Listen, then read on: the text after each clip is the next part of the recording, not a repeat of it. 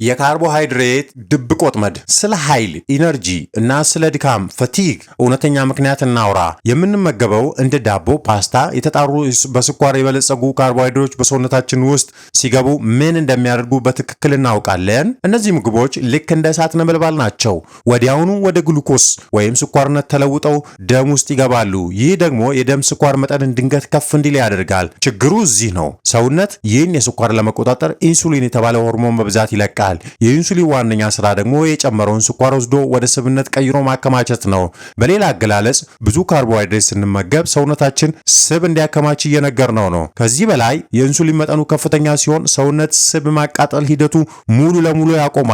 ውጤቱ ያለማቋረጥ የድካምና የመሰላቸት ስሜት ይሰማሃል እና ክብደት እየጨመረም ይሄዳል። ይህን የስብ ክምችት ዑደት ማፍረስ አለብን። ዛሬውኑ ጥበብ የተሞላበት ምርጫ እናድርግ። ሰውነትን ከስኳር ጥገኝነት ነፃ አውጣ።